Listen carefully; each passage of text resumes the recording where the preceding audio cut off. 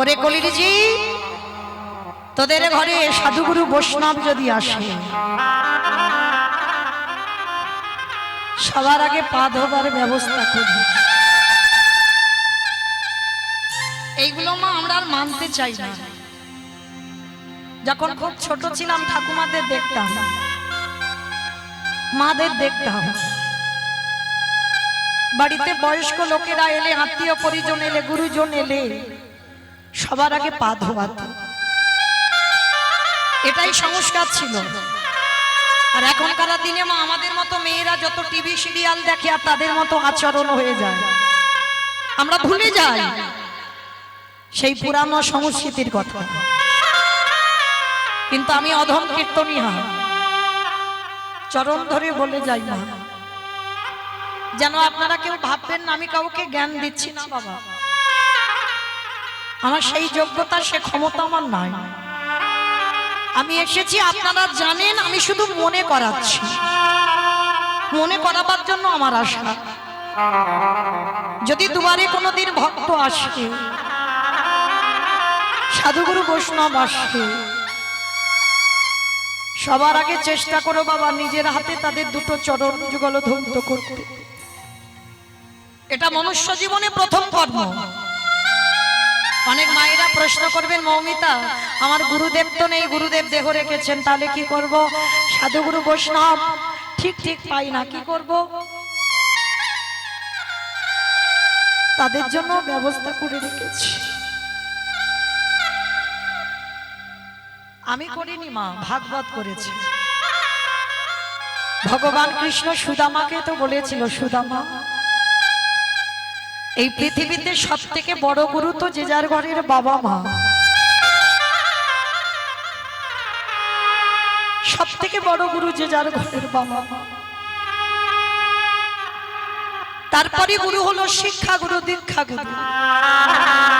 তারপরে গুরু হলাম আমি, ভগবান। কই আমার ভগবান তো সবার আগে কোনোদিন বলেনি সবার আগে আমি বড় গুরু। আগে বাবা মার জায়গাটা দিয়েছি। কেন জানো?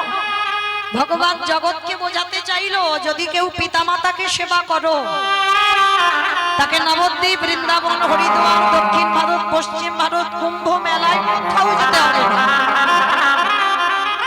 ভগবান বলছে আমি সারা জীবন সেই ভক্তের দুয়ারে আমি বন্দী হয়ে যাই। বুঝি ভাই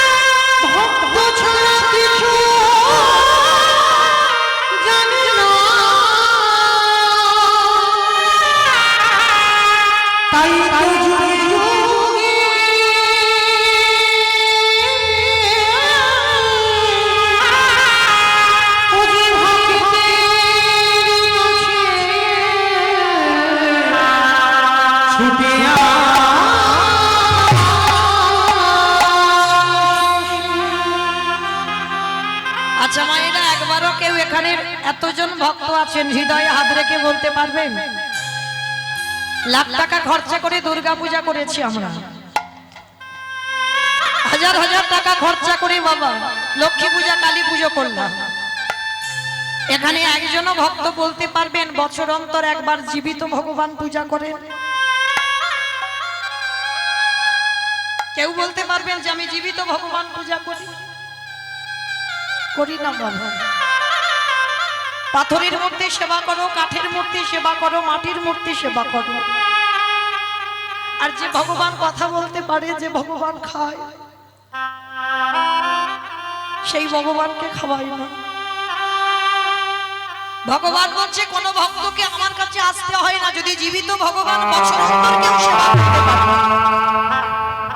লাখ টাকা খরচা করে নয় বাবা, শুধু একটু বাবা মা বা শ্বশুর শাশুড়ি যাদের আছে, যারা হারিয়ে ফেলেছো তাদের কথা বাদ দাও, যাদের আছে তাদের চরণ ধরে আমার নিবেদন, একটু বাবা মাকে আসনে বসিয়ে নিজের হাতে চরণ যুগল ধৌত করে একটু গলায় মালা দিয়ে চরণে দুটো ফুল দিয়ে বছর অন্তর একবার যত্ন করে একটু খাইয়ে দিই। ভগবান বলছে সে যদি সারা দিনে 24 ঘন্টায় আমায় না ডাকে, তথাপিও জীবিত ভগবান পূজা করেছে মানে আমি সারা জীবন সেই ভক্তের চরণের দাস হয়ে থাকতে বাধ্য। তাই গৌর প্রেমানন্দে হরি বল। তো আজকে রাজস্বই যজ্ঞে ওই জন্য আমার ভগবান পা ধোবার দায়িত্বটা নিয়ে সমাজকে শেখালো। আমি ভগবান হয়ে যে কর্ম করছি তোরাও দেখে সে। ভগবান শুধু পা ধোয়াইনি, আরো একটা রাজস্বই যজ্ঞে কাজ করেছিল। ভক্তরা যারা যারা প্রসাদ পেয়েছিল আমার কৃষ্ণ দয়াময় নর্দমায় ফেলেছি। শুধু নর্দমায় ফেলেনি বাবা, আরো একটা কর্ম করেছি। ওই সাধুগুরু বৈষ্ণবরা যে প্রসাদ পেয়েছে পাতাতে এঠেগুলো লেগে আছে। আমারে ভগবানের আড়ালে যেখানে ভক্তের এঠো পাতাগুলো নর্দমায় ফেলে আমার কৃষ্ণ দয়াময় ওই পাতা থেকে এঠোগুলো তুলে নিয়ে আমারে ভগবান সর্বয়ঙ্গী অঙ্কেলে পড়ে বলে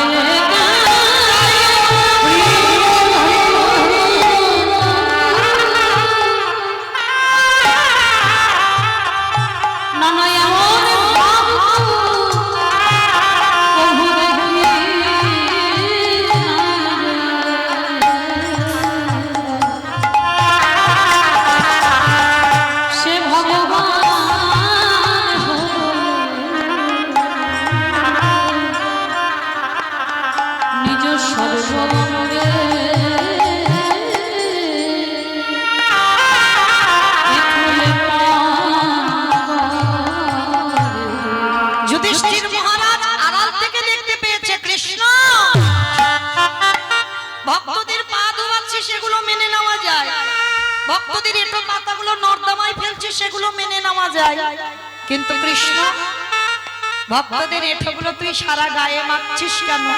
তোর ঘৃণা হচ্ছে না? আমারে ভগবান হেসে বলল দাদা গো এ যে হলো আমার কর্মফল। সে কি কৃষ্ণ তুই আবার পাপ করিস? বলে করি না দাদা গো,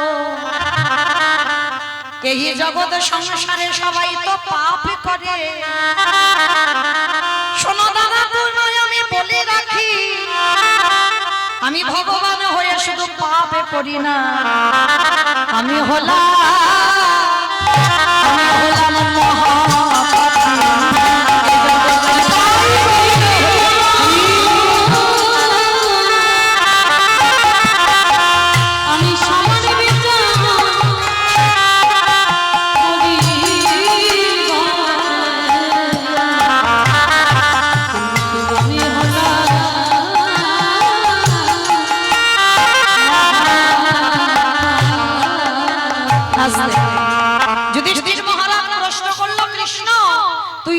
মহাপাপী বলছিস কেন? কি এমন পাপ করেছিস? তাহলে জানো দাদা, পাপ আমি কৃষ্ণ অবতারে দাপরেতে করি নাই। তাহলে কবে করেছিস? বলে ত্রেতা যুগে রঘুপতি রামচন্দ্রের অবতারে। বাবা রাম অবতারে আমার রামচন্দ্র পাপ করেছিল। কি পাপ? এই যে দুর্গা পূজাটা হয়ে গেল করেছিল কে? রাম করেছিল তো। অকাল বোধন যে পূজাটা হলো অকাল বোধন, তো এই অকাল বোধন কেন করেছিল? রাবণকে মারবার জন্য। নবমী তিথিতে রাবণ বধ হয়েছিল, তাহলে ওই রাবণকে বধ করবার জন্য কিন্তু রামচন্দ্র দুর্গা পূজা অকাল বোধন করলো। আর সেই রাবণকে মেরে আমার রামচন্দ্রের মাথার চুল থেকে পায়ের নখ পর্যন্ত পাপী হয়ে গেল। অমাইরা এই জায়গাটা ভালো করে শোনেন, ভাবা যায় এটা বিশ্বাস করা যায় যে রাবণের মতো দুরাচারকে মেরে আমার রামচন্দ্রের মাথা থেকে পা পর্যন্ত পাপ হয়েছে? কি মা আপনারা বিশ্বাস করেন? বিশ্বাস করেন যে রাবণকে মেরে রামের পাপ হয়েছে? আচ্ছা আগে বলো তো দেখি, রাবণ ভালো লোক ছিল না খারাপ লোক ছিল? ভালো লোক ছিল। আমার দৃষ্টিতে বোধহয় মাথার গন্ডগোল হয়ে গেছে। রাবণ নাকি ভালো লোক ছিল? কেন ভালো লোক হবে? যে রাবণ ভগবানের বউ চুরি করে আনে, সে রাবণ কোনোদিন ভালো হয়? ভালো হয়? তবু বলছে ভালো হয়, মানে আমার থেকে কত অভিজ্ঞতা আছে। হরি বল। ভালো কেন? যারা বলছে ভালো, ভেবে বলতে হবে। নারী জাতিকে হরণ করেছে মানে খারাপ তা নয়। নারী তো শুধু ভোগের নয় বাবা। নারী কি শুধু ভোগে? যদি কোনো পুরুষ মনে করে নারী ভোগেরও, সারা জীবন নারী ভোগ করে যায়। নারী ভোগের নয়, নারী সাধনার, নারী ভজনের, নারী আরাধনা। এই জগতে নারী জাতি হলো পূজনে। যদি বলো কেন, আমার কথা নয়, আমার কোনো কথা বিশ্বাস করতে হবে না, গ্রন্থে প্রমাণ আছে। দেখো, অসুরীদের অত্যাচারে যেদিন দেবতারা স্বর্গ ছাড়ে, আমার দশভুজা দুর্গা যদি 10 হাতে অসুরী নিধন না করতো, তাহলে দেবতারা যেত।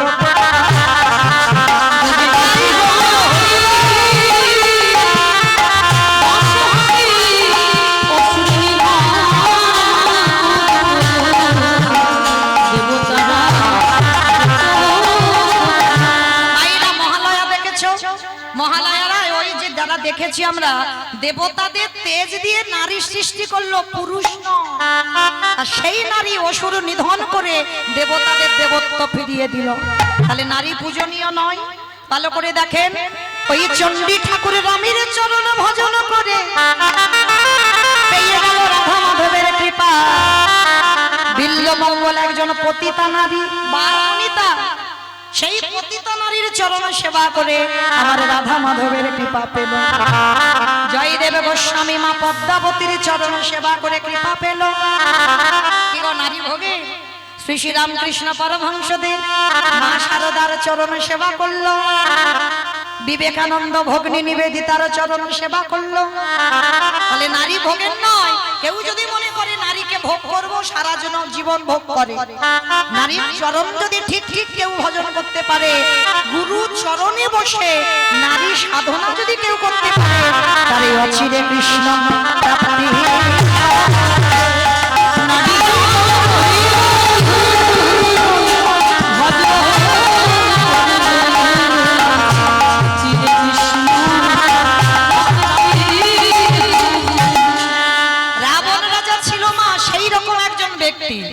রাবণের বাইরেটা কঠিন ছিল, কিন্তু ভিতরটা নয়। দেখবেন বাবা, কোন কোন মানুষের সঙ্গে চলাফেরা করলে মানে বাইরেটা মোটে ভালো নয় বাবা, এত মানে খারাপ, সে মানুষের সঙ্গে চলতে ভালো লাগবে না। কিন্তু যখন সেই ব্যক্তির সঙ্গে মেলামেশা করবে, তখন বুঝবে ওই মানুষটার মনটা কেমন। রাবণ ছিল তেমন চরিত্রের মানুষ। সীতামাকে তুলে এনে রাখলো কোথায়? কোথায় মা? অশোক মনে রাখলো না? এখানেই তো উত্তর বেরিয়ে গেল। দেখেন, অশোক, যেখানে শোকের ছায়া লাগবে না সেইখানে সীতামাকে বন্দী করলো। তাহলে যে রাবণের 10,000 বউ ছিল, তাহলে বাবা প্রয়োজন ছিল না সীতামাকে অশোক মনে রাখার, তার একটা ঘরে রাখতে পারতো তো, কিন্তু রেখেছিল কি না? সীতামাকে তো ভোগ করার জন্য নয়। ওই সীতামা হলো ভব পারাপারের তরণী। ভালো করে তত্ত্বটা বোঝো। আমার তরণী মানে কি গো? নৌকা। বেশ, আচ্ছা বলো তো, এই নদীর ঘাটে যদি একটা নৌকা বাঁধা থাকে, ভালো করে যারা কীর্তন বোঝো তারা উত্তর দিতে পারবে, আর যারা বোঝো না বলতে পারবে না। ওই নদীর ঘাটে যদি নৌকা বাঁধা থাকে, হঠাৎ বাবা যিনি নৌকাটা চালায়, নৌকাটা তীরে রেখে কোথাও খেতে যাক বা ঘুরতে যাক, আর হঠাৎ যদি কেউ কোথা থেকে এসে ওই নৌকাটা ভাঙচুর করে, মাঝির কানে যদি একবার চলে যায় ওই মাঝি ছুটে আসবে না মা দেখতে যে তার নৌকাটাকে ভাঙছে দেখি হ্যাঁ? আসবে কি না বুঝতে পেরেছ আমার কথা নাকি আমি বলছি শুধু শুনে যাচ্ছ তলিয়ে গেছে ভিতরে বেশ সীতা যদি নৌকা হয় আর এই নৌকাটা চালাই কে বলো কে চালায় নৌকাটা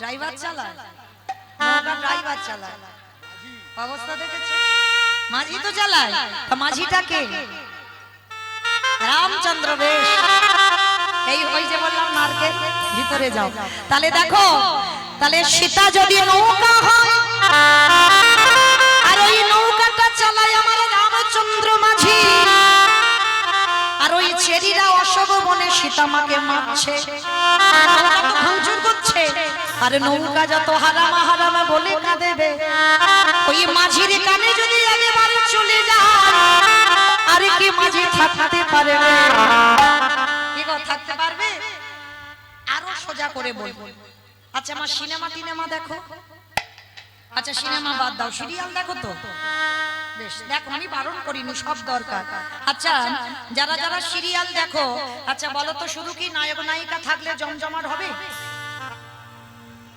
কি করতে হবে একটা ভিলেন লাগবে আর ভিলেন হলে কি হবে বাবা মারামারি হবে কাটাকাটি হবে চুরি চারা হবে তবে তো সিরিয়ালটা জমে উঠবে তাই না তবে দেখবে একটা টান টান উত্তেজনা থাকে মানে আমি বাস্তবে কথা বলছি তা এই যখন ভিলেন কিছুতে নায়ককে জব্দ করতে না পারে মানে অনেক রকম করে চেষ্টা করছে নায়ক মরে না আমার শেষ পদ্ধতিটা কি নেয় কি নাই গো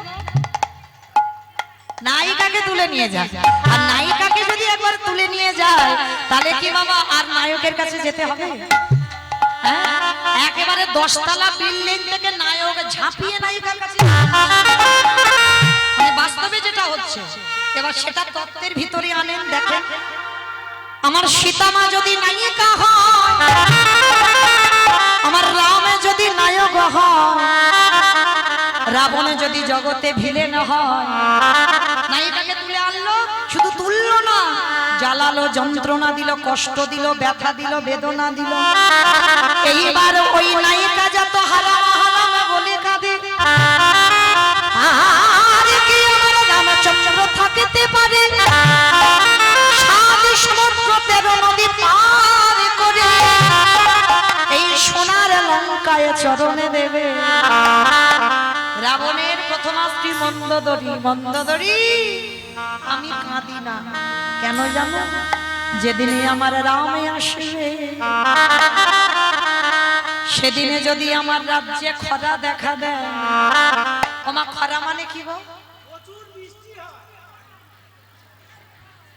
খরা মানে বৃষ্টি খরা মানে অনেক বছর বৃষ্টি হয় না তাকে খরা বলে রাবণ বলছে যদি আমার রাজ্যে খরা দেখা দেয় সেই দিন যদি রাম আসে তাহলে তার চরণটা তুমি কি জল তুমি তো চোখের জল অপচয় করে দিচ্ছ কিন্তু আমি কাঁদি না কেন জানো যেদিন আমার রামে আসবে ওই রামের চরণ দুখানা হৃদয়ে ধরে খালি বিলি নদী নালার জল সেদিন আমি কি করবো জানো মন্দোদরী ওই রামের দুখানা চরণ ধরে আমার চোখের জলে চরণ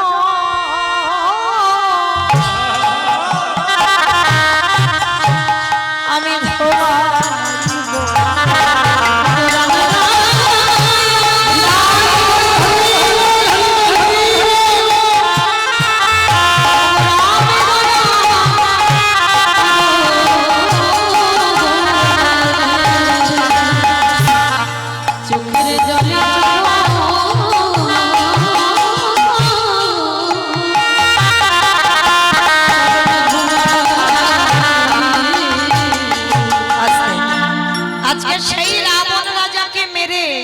আমার রামচন্দ্রের সর্বাঙ্গটা পাপী হলো মাথা থেকে পা পর্যন্ত পাপ হলো সেই পাপ ধুচ্ছে কবে কৃষ্ণাবতারে যুধিষ্ঠির রাজস্বই যজ্ঞে আমাইরা যেখানে থেকে গিয়েছিল সেখানে চলে এলাম, মনে পড়ছে তো? রাজস্বাই যজ্ঞে ভগবান পা ধোয়ার দায়িত্বটা নিয়েছে। কেন? রাবণকে মেরে যে পাপটা করেছিল ওই পাপটা ধুতে হবে। এইবার মায়েরা লক্ষ্য করুন কেমন বিষয়টা ঘটছে। ভগবান যজ্ঞের দরজায় দাঁড়িয়েছে, অগ্নিদেব, পবনদেব, বরুণদেব, ইন্দ্র, ইন্দ্রাণী, ব্রহ্মা, সাবিত্রী, শিব, দুর্গা সব পরপর লাইন দিয়ে আছে। আর কৃষ্ণ একে একে পা ধোয়ায় আর যজ্ঞের ভিতরে প্রবেশ করে। এমন সময় জগৎ জননী মা ডাকছে, প্রাণনাথ, প্রাণনাথ, এদিকে এসো। আমার কৃষ্ণ পা ধোয়াবে, চলো এবার পা দুটো ধুইয়ে নি। বাবা হেসে বলছে, পার্বতী তোমার মাথা ঠিক আছে তো? কৃষ্ণ পা ধোয়াবে আর আমার পা দুটো বাড়িয়ে দেব? শোনো, তোমার যদি ধোয়াবার ইচ্ছা হয় তো তুমি লাইনে দাঁড়াও, আমার পা তো আমার কৃষ্ণ ধোয়াতে পারবে না। এই কথা বলে বাবা ভোলানাথ প্যান্ডেলের বাইরে চলে গেছে। মানে রাজস্বাই যজ্ঞে যে প্যান্ডেল ছিল, প্যান্ডেলের বাইরে চলে গেছে আর কৃষ্ণ পা ধোয়াচ্ছে, কিন্তু কৃষ্ণের চোখ তো ঘুরে ঘুরে বেড়াচ্ছে। কে কি করে দেখি। কে গো মায়েরা, আমি উঁচু জায়গায় দাঁড়িয়েছি, মনে করছেন আপনারা আমি সব দেখতে পাচ্ছি? আমার চোখে ধুলো দেওয়া যায়। কে কীর্তন শুনছে, কে শুনছে না, কে গল্প করে যাচ্ছে, কে পাখার বাতাস খেয়ে যাচ্ছে, আবার কে সন্ধ্যে থেকে এসে দেখছি। নিজে চোখে দেখছি, কিন্তু বলবো না কোন দিকে আছে।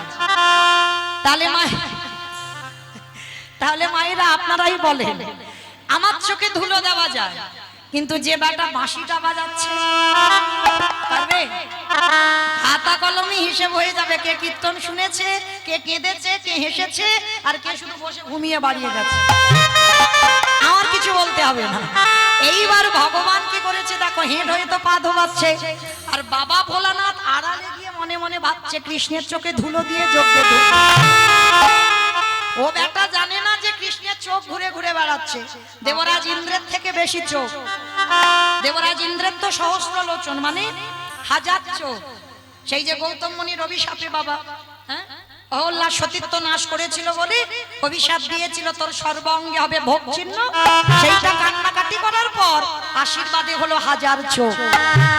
ইন্দ্রের সারা শরীরে শুধু চোখ ঘুরে ঘুরে বেড়ায়, কিন্তু তার থেকে আমার ভগবানের চোখ বেশি। তা বাবা মনে মনে ভাবছে কি করে ধুলো দেব। বলে দাঁড়াও একটা কায়দা করি। বলে কি কায়দা? আড়ালে গিয়ে দুম করে বাবা কি করেছে জানো? দুম করে একটা কুকুর হয়ে, কারণ জগতে সব থেকে প্রভু ভক্ত কুকুর। এইবার কুকুর রূপটা ধরে মনে মনে ভাবছে কৃষ্ণের পায়ের তলা থেকে গলে ভিতরে চলে যাবে।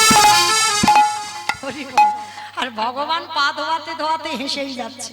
বলে বেটা দেখেছো, আমার চোখে ধুলো দেবে, এত বড় সাহস? আমি রাবণকে মেরে যে পাপ করেছি ওই বেটার পা ধোয়াবো বলে আজকের এই দায়িত্বটা নেব। আর ওই বেটাই আমার চোখে ধুলো দিচ্ছে। বলে এসো, তোমার ব্যবস্থা আমি করছি। ভগবান তার মতো কায়দা কেউ জানে? এইবার ভগবান পা দুটোকে ফাঁকা করে রেখেছে। বলে এসো, এখান থেকে তো তুমি যাবে। আমি জানি, কারণ তিনি অন্তরে জানি। অনেক ভক্তরা আছি না বাবা, আমরা ভগবানের কাছে ঝোড়া ঝোড়া মানত করি। যারা জ্ঞানী ভক্ত তারা জীবনে মানত করে না। কেন জানো? তারা জানে তিনি ভক্তাধীন, ভক্তের অধীন। তিনি ভক্ত বাৎসল্য ভগবান, তিনি ভক্তের অন্তরে বিরাজমান, তিনি সব জেনে বসে আছেন। তাহলে বড়াই করে বলবো কেন ঠাকুর ছেলের চাকরি দাও, ঠাকুর আমার ছেলের রেজাল্ট ভালো দাও, বলবো কেন? সে কি জানে না আমার মনের ভিতরে কি চলছে? খবরদার জীবনে বলো না, কেমন? যারা জ্ঞানী ভক্ত তারা বলবে না। তো এইবার ভগবান কি করেছে, পা ধুইয়ে যাচ্ছে, আর বাবা ভোলানাথ কুকুর হয়ে গুটি গুটি পায়ে আসছে পিছন থেকে। আর এসে কৃষ্ণের পায়ের তলা থেকে সবে মাত্র মাথাটাকে, আর যেই না মাথাটা কৃষ্ণ দুটো হাঁটু নিয়ে কুকুরের কানের কাছে। এইবার দেখ কেমন লাগে। আর কানের কাছে কুকুরে চেপে ধরলে কুকুর কি করবে? কেউ কেউ করবে না। বারবার বলছে কৃষ্ণ ছেড়ে, কৃষ্ণ ছেড়ে, কৃষ্ণ ছেড়ে। বলে ছাড়বো বলে ধরি নাই। হে বৈষ্ণব হে গোসাই,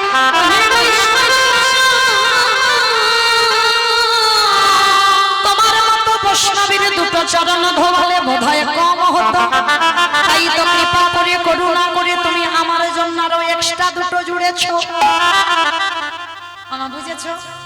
শিব ঠাকুরের কটা পা? দুটো পা। আর কুকুরের? ভগবান বলছে হে বৈষ্ণব, তোমার মতো বৈষ্ণবের দুটো পা ধোয়ালে আমার কম হতো, রাবণকে যে মেরে পাপ করেছে, ওই জন্য তো তুমি আমার জন্য আরো এক্সট্রা দুটো জুড়েছ। এবারে দাও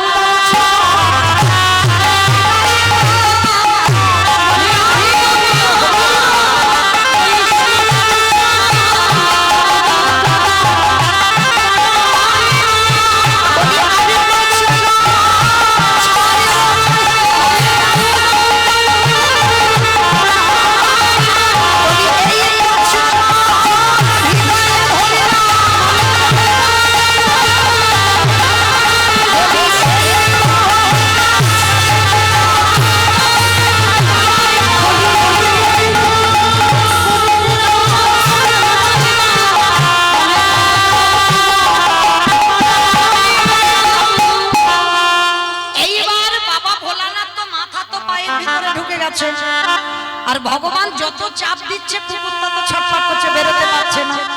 ভগবান কি করেছে মা, মোটা একটা দড়ি নিয়ে কুকুরটাকে বেঁধেছে। রাজস্বই যজ্ঞে সবাই দেখে যাচ্ছে ভগবান একটা কুকুরকে নিয়ে বেঁধেছে। আর কুকুরটা যে কি সবাই বুঝতে পারছে না। আর বাবা নিজ রূপে আসতে পারছে না মা, একটা প্রেস্টিজের ব্যাপার, সম্মানের ব্যাপার, আর নিজ রূপে আসতে পারছে না। এইবার ভগবান কি করেছে, যেই না কুকুরের পেটে বেঁধেছে চারটে পা ছটফট করছে। ভগবান বলে এবার পায়ের ব্যবস্থা করতে হবে। চারটে পা এক জায়গা বেঁধে দিয়েছে। আর যেই কুকুরের পা বেঁধে দিল, আর কিছু করতে পারবে কুকুর? শুধু ধুলাইয়ে গড়া গড়িয়ে যায় আর কৃষ্ণ কৃষ্ণ বলে কাঁদে। কৃষ্ণ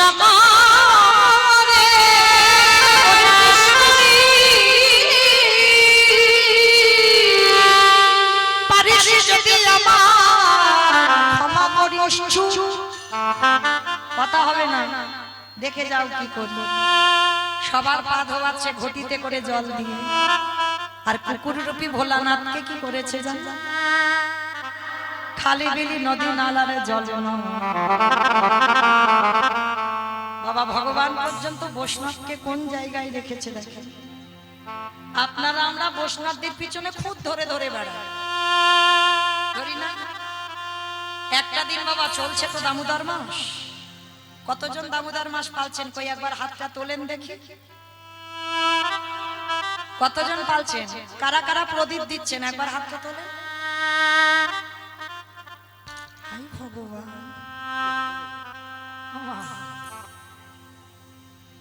এই এতজন ভক্তের মধ্যে ওই একটা দুটো তিনটা হাত অসহ্য।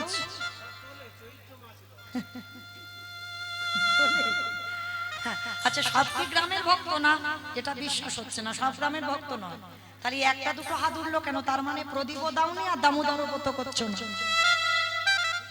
আচ্ছা বলো তো, সংসার সুখের হয় পুরুষের গুণে। ঠিক বলেছো, সংসার সুখের হয় পুরুষের গুণে, তাই তো? ভুল বললো? তাহলে কি হবে? এটা আমার কথা নয় তো, খনার বচন। সংসার সুখের হয় রমণীর গুণে। বাহ কি সুন্দর বলছে দেখো, রমণীর গুণে। কিন্তু রমণীর গুণগুলো কই গো? কি গো? মনে রেখো, এই যে বছরের 12টা মাস, হিসাব কিন্তু এই মাসেই হয়।